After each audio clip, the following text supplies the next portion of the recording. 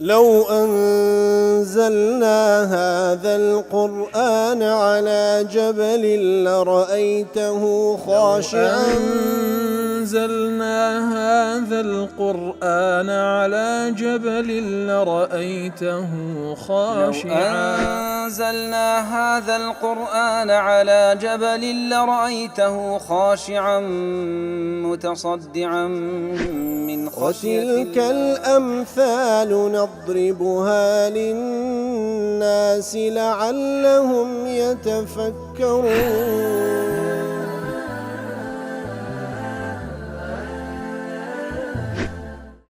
الحمد لله والصلاة والسلام على رسول الله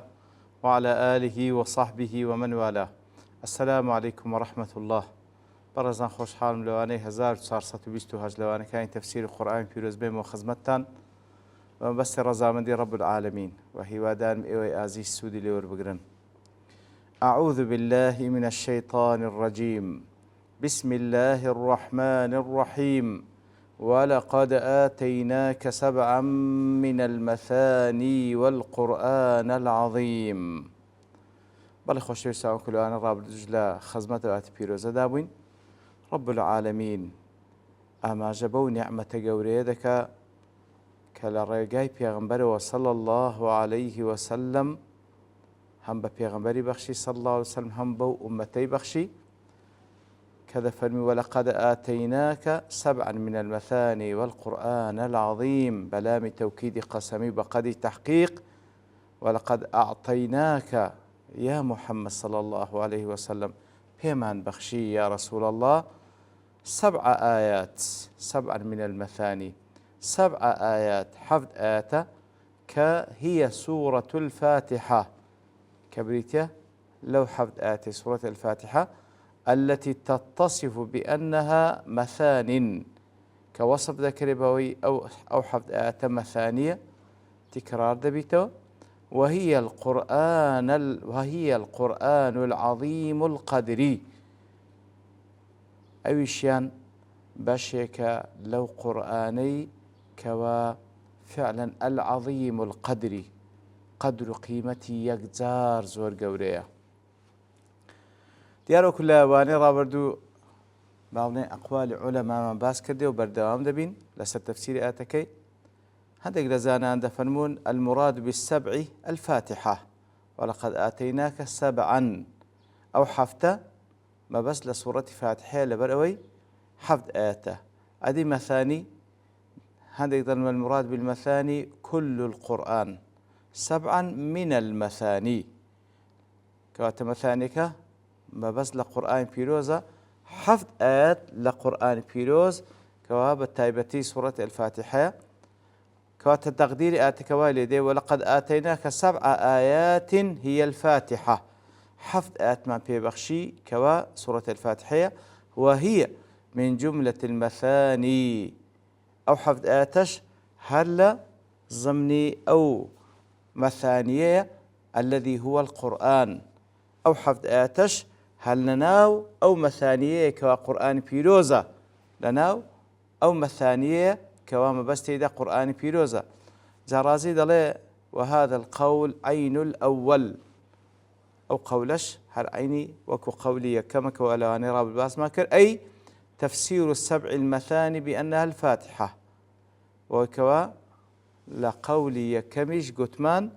7 المثاني بريتلا سورة الفاتحة والتفاوت ليس إلا بقليل فرق لبين أو قول وقولي كم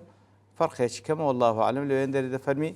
7 من المثاني بريت سورة الفاتحة والقرآن العظيم كوا أو حفظ آياتي سورة الفاتحة كوا زور تكرار ذكرته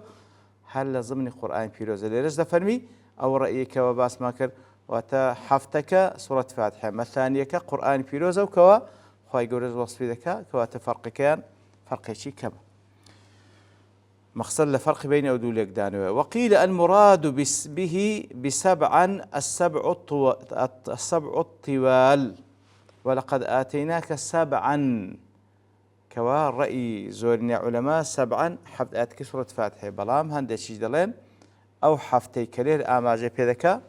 حفظ سورة تدريجكي سرتا لدواي سورة الفاتحة حفظ سورة دريجكي سرتايا كلا سورة البقرة حتى سورة التوبة كواتا هندك درين أو 7 مبستي 7 طوالة أو حفظ سورة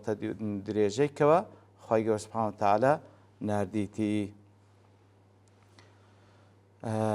والمراد بالمثاني القرآن كواتا ولقد آتيناك 7 حفظ سورة دريج من المثاني والقرآن العظيم. حفظ سورة دريجة لو مثانيي كواهر قرآن عظيمة. وفي سبب تسمية القرآن بالمثاني باش لو قرآن بيروز بمثاني هاتية ليرة لو قرآن بيروز بمثاني هاتية أويشان لبرسان بسان شويق ليك دريتو أن بعض الآيات يتلو بعضا لو مثانية هندق لآتكان بابلين هندق لآتكان لدواء هندق لآتكان دي فتثنى الآخر على الأولى كواتا أوي دواتري لدواي أوي بيشتري دي تربو الشوية. ولها مقاطع تفصل الآية بعد الآية لأنه هر آية تشيش بابلين سر آياتك كوا أو آيات رجل آيات بيشتر زيادة كاتو حتى تنقذ السورة حتى سورتك توادبي. ومنها أنه سمي بالمثاني عندك دلين لو بيقول مثاني قرآن بيروس لما يتردد فيه من الثناء على الله عز وجل لبروي لو بيقول مثاني قرآن بيروس لبروي ثناء ومدح تيدا دوباره دبيتو لسر الله تعالى وهروها غير أوش قلت. ولقد آتيناك 7 من المثاني أو منا عندك دلين ميني بيانية ولقد آتيناك 7 أو حفتا من المثاني والقرآن العظيم دلين لبيان جنس أو 7 لتسيا بريتيا لقرآن بيروز ولا عندك زين للتبعيض منك لبو التبعيض أو 7 بشيك لو مثانيك وقرآن بيروزا. وممن اختار أن المراد بالقرآن العظيم هنا الفاتحة عندي شيء دلين هر هموي ولقد آتيناك 7 من المثاني والقرآن العظيم هموي باسي سورة الفاتحة كوا سورة الفاتحة هم 7 بيغوتري مثاني وهو القرآن العظيم ايش بيغوتري يتر أو زاناني وايليك ددنو كأو قرآن العظيمش بقشتي ليردا مقصود لسورة الفاتحة وكو قرطبي وشنقيطي. شنقيطي دلي بيغوتري القرآن العظيم سورة الفاتحة بيغوتري القرآن العظيم لأنها هي أعظم سورة قورترين سورات لقرآن بيروز سورة الفاتحة وكو ثابتة لحديث الصحيح كبير صلى الله عليه وسلم بوشي ويوصفي سورة الفاتحة ذكاك بقى القرآن العظيم ناوي دبا. وقرطبي دلي لاشتمالها على ما يتعلق بأصول الإسلام لبرو براسي سورة الفاتحة همو بنما سرت شكان إسلام تذا كوبيتو لو بيغوتري القرآن العظيم. خطابي دلي لو حديثيك وبيغمبر صلى الله عليه وسلم وصف سورة الفاتحة إذا كابويك ودفن هي 7 المثاني والقرآن العظيم. هل سورة الفاتحة 7 المثاني قرآن العظيم إيشا خطابي لشرح وحدة الدليل وفيه بيان أنها القرآن العظيم كواتا أو بيان ذكا كواهر سورة الفاتحة بيقول القرآن العظيم. وأن الواو في هذه الآية ولقد آتيناك 7 من المثاني والقرآن العظيم كواتا همي باز لسورة الفاتحة كوا 7 من المثاني حفظ آيات وتكرار دبيتو قرآن العظيم إيشا ليرد لي أواوي كالنيوان ينداها ليست بواو العطف الموجبة الفصل بين الشيئين عتن أجر واوي عطف لبين دوشت به جاء محمد وأحمد كواتعتن أو واوي فصل لبين دوشتي ليكزدا هردو شان محمد وأحمد هاتن بلام ليرد لي أو لرواية عطفنية كوا باز لدوش تيليك زيابك 7 من المثاني اشتك بي قرآن عظيم اشتك بي. وإنما هي الواو التي تجيب بمعنى التخصيص والتفصيل بلكو أو لردا بمعنى تايبت منديو وهروها بمعنى تفصيل باز كردني دي. وەکو خی گەورە سبحانه وتعالى لە نمونەی دیکەش دەین لە قورئانی پیرۆز لە سوورەتی الرحمن ئاەتی 6 دەفەرمێ فیهما فاکهة ونخل ورمان ئەو دوو بەهەشتا کە لە سوورەتی الرحمن باسی دەکا فیهما فاکهة میوەجات تێدا و هەروەها نەخل و ڕمانیشی تێدا خورما و هەروەها هەناریش تێدا ئێدەی خۆ خورما و هەناریش لە زمنی میوەجاتە کەواتە ئەو واوە لە بۆ عەتف نییە کەوا فاکهە شتێک بی و نەخل و ڕۆمان شتێشکە بی نە بەڵکو فاکهەی بەگشتی تێدایە و بەتایبەتیش نەخل و ڕۆمانی تێدایە کەواتە لێرە لە بۆ تەخسیسە وەکە قەوله من كان عدوا لله وملائكته ورسله وجبريل وميكال لسورة البقرة آتي نوتوهاش هر کەسێک دژمنایەتی الله تعالى و دژمنایەتی مەلایکەتەکانی بکە و دژمنایەتی پێغەمبەرانی بکە عەلەیهیمۇ الصلاة والسلام و هەروەها دژمنایەتی جبریل و میکال بکە کەواتە لێرە جبریل و میکال لە ضمنی مەلایکەتەکانە بەڵام تەخسیس کراینە لەبەر فەزڵ و گەورەییان کەواتە دەڵێ ئەو واوە واوی عەتف نییە بەڵکو لە بۆ تەخسیس و تەفسیلە کەواتە سوورەتی الفاتحە هەر پێشی دەگوترێ القرآن العظيم لبروي همو أصول بنماكان القرآن تذكوبته وقيل القرآن العظيم مراد به جميع القرآن هذا يجدلين ولقد آتيناك 7 من المثاني أو سورة الفاتحة والقرآن العظيم همو قرآن بيروز دقريتوا عواني كوان لك ذات وكو ابن جرير واحدي وابن عاشور زمخشري دلي فإن قلت كيف صح عطف القرآن العظيم على السبع زمخشري الباشا أقر بلي كو يعني يا كم زار باسي لحفظ آيات كسورة الفاتحة كري أو زا عطفي همو قرآن دكا للسلبي وهل هو إلا عطف الشيء على نفسه إذا أقر وكزوري اليوم فاسين وهل يقدر القرآن العظيم كاش ليرش هل 7 من المثانية أدي أواوي عطف لبينيان يعني عطفي اشتاق لسر خوي قلت إذا عني بالسبع الفاتحة أو الطوال طلع أقر ما بس لير ذا أو 7 حفظ آتكي سورة الفاتحة بيان وكبل إقدان ويشيدك بريتيوي لحفظ سورة الريجك فما وراءهن ينطلق عليه اسم القرآن كواتا أو حفظ آيات سورة الفاتحة يان حفظ سورة الدريجة غير أوش هموي قرآن عظيمة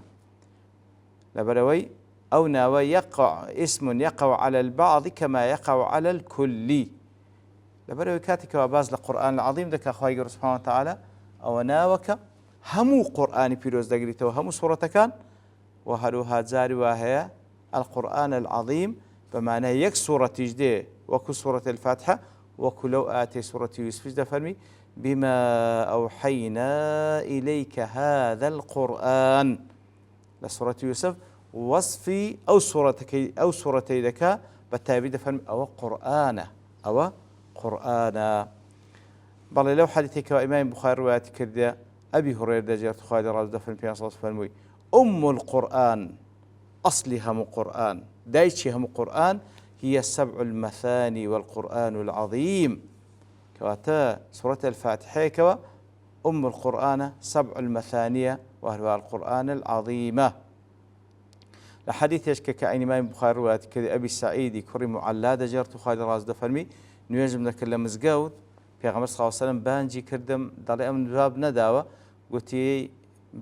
في غمر صلى الله عليه وسلم كتوابم بانجي كردم جواب نداوة كتوابم قلتم يا رسول الله إني كنت أصلي أم لنويج دابوم ديار نويج سنة بتكو أجر فرض بها اقتداء بيغمبرك صلى الله عليه وسلم أم لنويج دام لوي والله مي بريست من نداوة في صلى الله عليه وسلم فرمي ألم يقل الله استجيبوا لله والرسول إذا دعاكم لا يحييكم سورة الأنفال هذه الله تعالى نفرمي والله مي الله تعالى پیغمبر كيبدن وصلى الله عليه وسلم كاتك وبانك دان لكن بوشتي كجيان قويتي دا إتر أصل وها لنا السنة كوا پیغمبر صلى الله عليه وسلم بانجي كردي والله بدو بهر حال ثم قال لي إنزا باشان في فرموم لو علمنك سورة هي أعظم السور في القرآن قبل أن تخرج من المسجد فەرمووی سوورەتێکت فێر دەکەم گەورەترین سوورەتە لەناو قورئانی پیرۆز پێشەوەی دەربچین دەو مزگەوتە ثم أخذ بيدي پاشان دەستی گرتم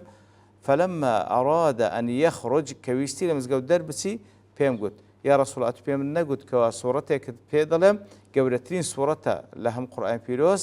قال ئەنجا فەرمووی الحمد لله رب العالمين كواتە سوورەتی الحمد لله رب العالمين هي السبع المثاني والقرآن العظيم الذي أوتيته بەڵێ سوورەتی الفاتحەیە كوا سبع المثاني حفظ آيات تكرار دەبێتەوە هەر ئەویشە ئەو قورئانە عەظیمەیە کە پێم بەخشرایە لە مەجموعی فتاوى دەفەرمی ولقد آتيناك سبعا من المثاني والقرآن العظيم ابن تيمية دەڵێ دل على أن فاتحة الكتاب نزلت بمكة بلا ريب كواتا دەفەرمی واتە بەڵگەیەکەوە سوورەتی الفاتحة بێشەک و گومان لە مەکەی دابەزیە وقد ثبت في الصحيح عن النبي صلى الله عليه وسلم أنه قال عن الفاتحة هي سبع المثاني والقرآن العظيم الذي أوتيته طبعا في صلى الله عليه وسلم وصف ذكاء لحديث صحيح كسورة الفاتحة أو سبع المثاني لقال القرآن العظيم كوا بين بخشرة إتر وسورة الحج مكية بلا ريب سورة الحجر سورة مكية ببيشة كومان وفيها كلام مشركي مكة وحالهم معه لا سورة الحجر خالق سبحانه وتعالى باز لخسكاني مشركاني مكة دكا وهو حالي في أنصاصهم لقال بهر حال أو أعتبر الجيل سروي كوا قرآني في باب سورة الحجر كوا مكية أو أعتشكتدا ولقد آتيناك سبعا من المثاني القرآن العظيم كبين صلى الله عليه وسلم وصف ذكاء وسورة فاتحة كسورة الفاتحة لمكي دابزية والله أعلم وصلى الله وسلم على نبينا محمد وعلى آله وصحبه أجمعين وآخر دعوانا الحمد لله رب العالمين. لو أنزلنا هذا القرآن على جبل لرأيته خاشعا أنزلنا هذا القرآن على جبل لرأيته خاشعا أنزلنا هذا القرآن على جبل لرأيته خاشعا متصدعا من خشية وتلك الأمثال نضربها للناس لعلهم يتفكرون